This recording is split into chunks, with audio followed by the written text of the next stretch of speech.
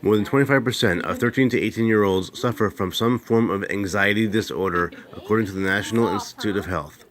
Some teenagers are using newly developed apps on their smartphones and other mobile devices to help them cope.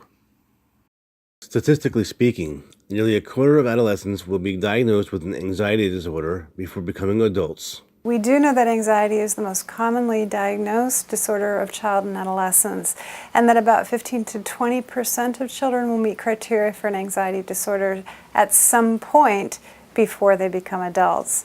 Depression is rarer, but population estimates put that usually around about 5 to 10%. Again, not at the same time. There's 5 to 10% of kids that meet criteria for depression, but at some point in their lifetime before adulthood. Using apps as part of treatment for anxiety and depression is relatively new in the way that smartphone technology is relatively new as well.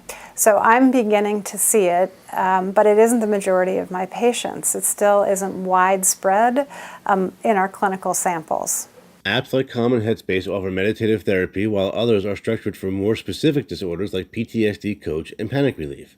Still, other apps like T2 Mood Tracker allows the user to track their emotional state and how they change over time. The results are saved in an easy-to-read graph. The question of whether or not these mental health apps are effective is one that remains to be answered. So on the day of this interview, 2 days ago, in a very, very well-respected scientific journal, Behavior Therapy, we had one of the first reviews of the effectiveness of mental health apps for anxiety for kids. And what was found was actually rather sobering. So the authors found that, in fact, the majority of mental health apps for anxiety for kids that were out there lacked evidence-based content, meaning they didn't have the ingredients that we know in therapy work.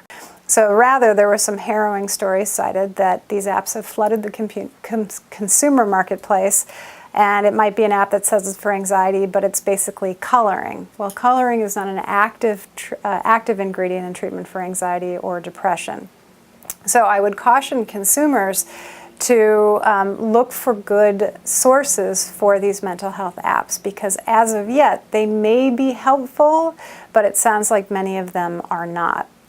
One website that I can recommend is the ADAA website, which is the Anxiety and Depression Association of America, and you can find that via Google, and they have a nice section on apps where ADAA members have personally evaluated the apps, and they give them ratings on the research base behind them, the ease of use, the effectiveness, etc. So that's a good place to go while we're waiting for even better and more scientifically valid mental health apps to be released to consumers.